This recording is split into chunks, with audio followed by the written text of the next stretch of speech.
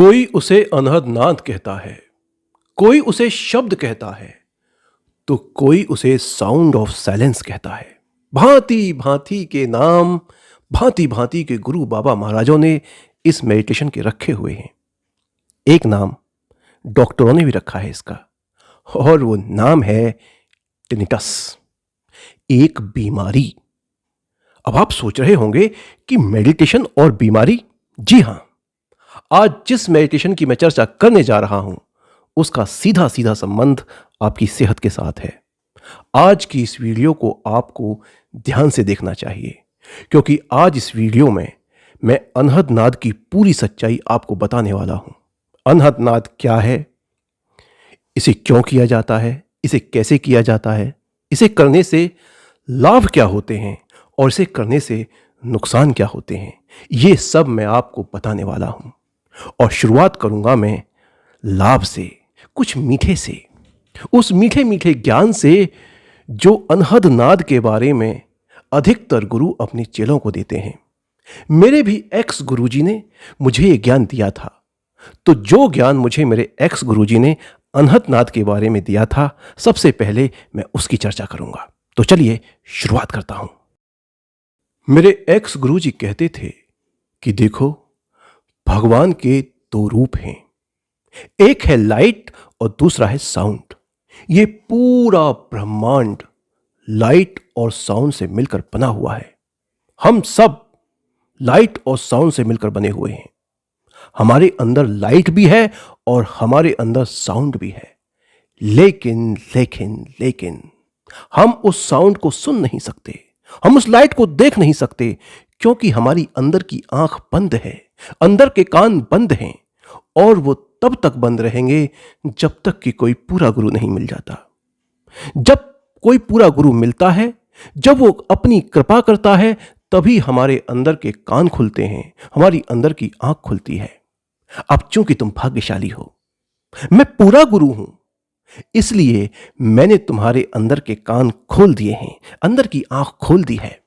अब एक काम करो, उकड़ू होकर बैठ जाओ, अपने अंगूठों को अपने कान में ठूंस लो और अंदर की आवाज को सुनो। झींगुर की आवाज, चिड़िया की आवाज, सीटी की आवाज, सायरन की आवाज, भोंपू की आवाज, घंटे की आवाज, ये जितनी भी आवाजें तुम्हें आ रही हैं, ये सब अंदर की आवाजें हैं। ये शब्द है, ये ईश्वर है, इसे सुनो।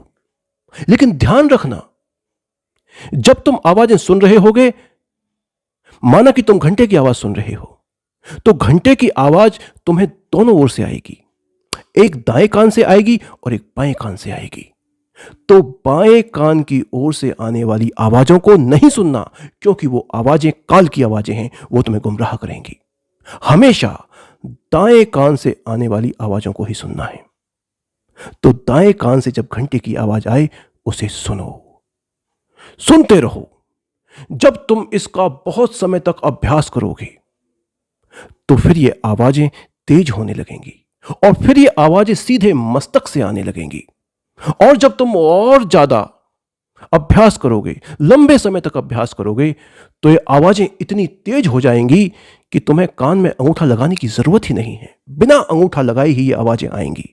और एक दिन ये आवाज इतनी तेज होगी कि ये आवाज तुम्हारी रूह को एक चुंबक की तरह खींच लेगी, और ये खंड ब्रह्मांडों को पार कराकर ये आवाज तुम्हें परमात्मा से मिला देगी।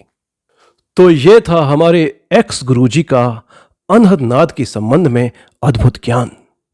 तो क्या ये ज्ञान सच्चा था? अब इस बात का पता कैसे चले? इस बात का पता लगाने के तो बस दो ही तरीके थे।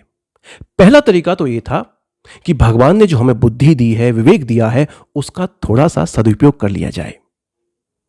थोड़ा सा अपने धार्मिक ग्रंथों को पढ़ लिया जाए और ये पता लगाया जाए कि धर्म क्या कहता है इन अंदर की आवाजों के बारे में। और फिर थोड़ा सा इंटरनेट पर जाकर भी सर्च करना बनता था, ये जानना बनता था कि विज्ञान क्या कहती है इन अंदर की आवाजों के बारे में। तो ज्ञान के द्वारा, विज्ञान के द्वारा, तर्क के द्वारा, प्रमाण के द्वारा ये जानना चाहिए था कि अनहद नाद वास्तव में है क्या, थोड़ा सा इन्वेस्टिगेशन करना बनता था। तो ये था पहला तरीका, जिस तरीके को अगर आजमाया जाता तो अनहद नाद की सच्चाई हमारे सामने आ सकती थी। लेकिन हमने इस तरीके को नहीं आजमाया। हमने आजमाया दूसरा तरीका। और वो दूसरा तरीका क्या था? दूसरा तरीका ये था कि अपने गुरुजी की बातों पर आंख बंद करके विश्वास किया जाए और छलांग मार दी जाए अनहद नाद के समुंदर में।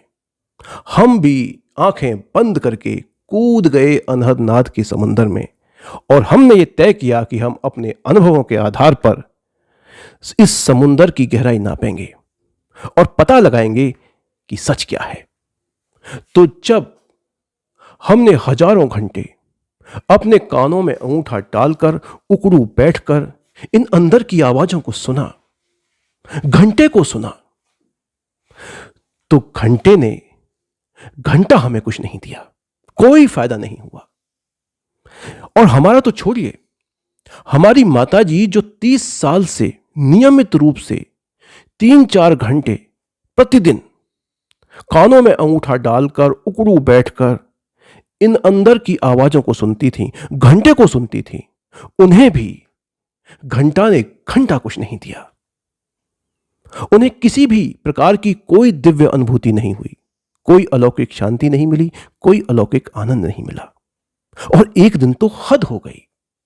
माताजी बैठकर कानों में अंगूठा डालकर अनहद नाद सुन रही थी। बड़ी जोर से घंटा आ रहा था, आंखों के सामने हल्का हल्का प्रकाश भी था। तो गुरुजी के हिसाब से भगवान के दोनों रूप उनके साथ थे, लाइट भी उनके साथ थी और साउंड भी उनके साथ था। अंदर की लाइट और अंदर के साउंड, बाहर के नहीं। तो माताजी बड़ी आश्वस्त थीं कि भाई भगवान के दोनों रूप उनके साथ हैं। लेकिन एक चीज और उनके साथ थी, और वो था चक्कर। माताजी को हल्के हल्के चक्कर भी आ रहे थे, और उन्होंने मुझे ये बात बताई।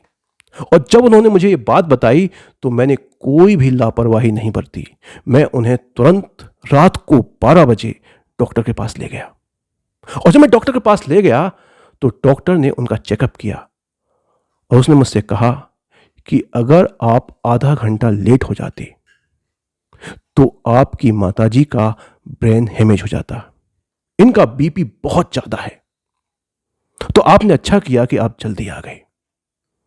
अब डॉक्टर की यह बात सुनकर माताजी का 30 साल की जो श्रद्धा थी अनहद नाद के प्रति, उन दोनों रूपों के प्रति, वो श्रद्धा चकनाचूर हो गई। और हमारे भी कान खड़े हो गए। हमें भी समझ में आ गया कि अनहद नाद को सुनने से क्या होता है।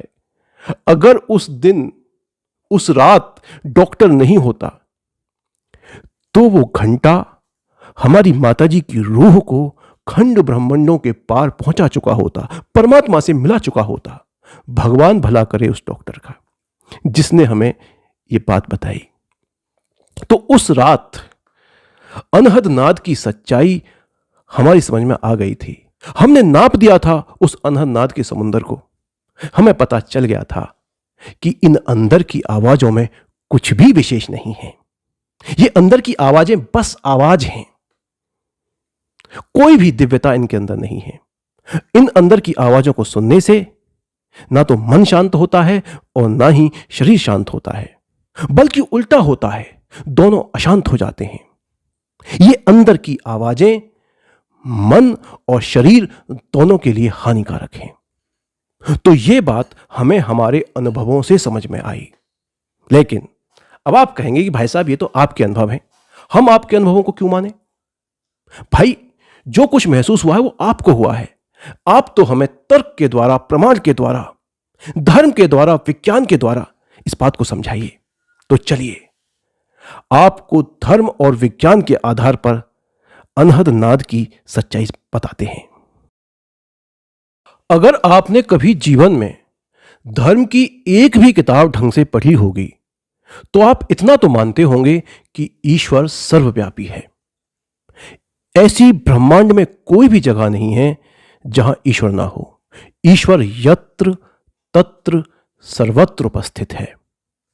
और अगर ऐसा है तो फिर ईश्वर कभी भी लाइट और साउंड नहीं हो सकता, क्योंकि लाइट सर्वव्यापी नहीं है, साउंड सर्वव्यापी नहीं है। ब्रह्मांड का अधिकतर हिस्सा अंधेरे में डूबा हुआ है। ब्रह्मांड के अधिकतर हिस्से में कोई साउंड नहीं है, क्योंकि साउंड तभी पैदा होती है जब वायु होती है, और ब्रह्मांड के अधिकतर हिस्से में वायु नहीं है। वहां तो रिक्त स्थान है, स्पेस ही स्पेस है। तो ईश्वर अगर लाइट और साउंड है तो फिर इस बात का सीधा सीधा मतलब है कि ब्रह्मांड के अधिकतर हिस्से में ईश्वर है ही नहीं। तो बात समझ में आई? एक्स गुरुजी का वो ज्ञान कि ईश्वर के दो रूप हैं, लाइट और साउंड। पूरी दुनिया लाइट और साउंड से मिलकर बनी हुई है, हम भी लाइट और साउंड से मिलकर बने हुए हैं। ये ज्ञान बकवास है। और जहां तक बात है गुरु की कृपा की, अंदर की आंखों को खोलने की, अंदर के कानों को खोलने की, तो वो बात भी पूरी तरह से निराधार है। कैसे? चलिए समझाता हूं। अकेले अमेरिका में लगभग 2.5 करोड़ लोगों को बिना किसी गुरु की कृपा के इस तरह की आवाजें आती हैं। झिंगुर की आवाज, सीटी की आवाज, सायरन की आवाज, भोंपू की आवाज, घंटे की आवाज। जब इस तरह की आवाजें लोगों के कानों में आती हैं तो लोग आतंकित हो जाते हैं और वो डॉक्टर के पास जाते हैं और पूछते हैं कि ये क्या है। तो डॉक्टर कहता है ये टिनिटस है, ये कान की बीमारी है। ये एक ऐसी बीमारी है जिसमें मरीज के कान बजने लगते हैं। और ऐसा नहीं है कि केवल अमेरिका में ही लोगों के कान बजते हैं, पूरे विश्व में लगभग 74 करोड़ लोगों के कान बजते हैं, और वो भी बिना किसी गुरु के कृपा के। तो जो गुरु की कृपा वाली बात है ये एकदम झूठ है। अंदर के कान खोलना, अंदर की आंख खोलना, ये बात एकदम निराधार है, ऐसा कुछ भी नहीं है। अब आपके दिमाग में एक सवाल तो उठ ही रहा होगा कि चलो ये बात तो झूठ है, लेकिन ये आवाजें आती कहां से हैं? ये भांति भांति की जो आवाजें हैं ये बिना किसी वाद्य यंत्र के कान में कैसे गूंजने लगती हैं? तो मेडिकल साइंस बहुत सारे कारण देता है इन आवाजों के पैदा होने के, जिनमें से एक कारण कान में मैले का जमा होना है, कान की नली का ब्लॉक होना है। और एक कारण बड़ा दिलचस्प है, क्योंकि जिन लोगों को टिनिटस की बीमारी नहीं भी होती है, वो स्वस्थ मनुष्य भी जब अपने कानों में अंगूठा डालते हैं, कान की नली को ब्लॉक करते हैं, तो जाहिर सी बात है कि उनके अंदर भी इस तरह की आवाजें आने लगती हैं। और जब वो वर्षों तक इस तरह का अत्याचार अपने कान के साथ करते हैं तो एक अवस्था ऐसी आती है कि उन्हें भी तेज तेज इस तरह की आवाजें आने लगती हैं, और वो भी बिना अंगूठे को कान में घुसेड़े। तो मतलब वो भी टिनिटस के मरीजों की तरह बिना कान में अंगूठा डाले इस तरह की आवाजों को सुन पाते हैं। मोरल ऑफ द स्टोरी क्या है? मोरल ऑफ द स्टोरी यही है कि कान में अगर आपको झींगुर की आवाज आ रही है, सीटी की आवाज, सायरन की आवाज, झरने की आवाज, चींची की आवाज, भोंपू की आवाज, घंटे की आवाज, किसी भी तरह की आवाज अगर आपको आ रही है तो ये आवाज किसी भी प्रकार की आध्यात्मिकता का संकेत नहीं है, अपितु ये कान की एक बीमारी का संकेत है। धर्म का, ज्ञान का, नैतिकता का, ध्यान का इन प्रकार की आवाजों से दूर दूर तक कोई संबंध नहीं है। यही है अनहद नाद की सच्चाई।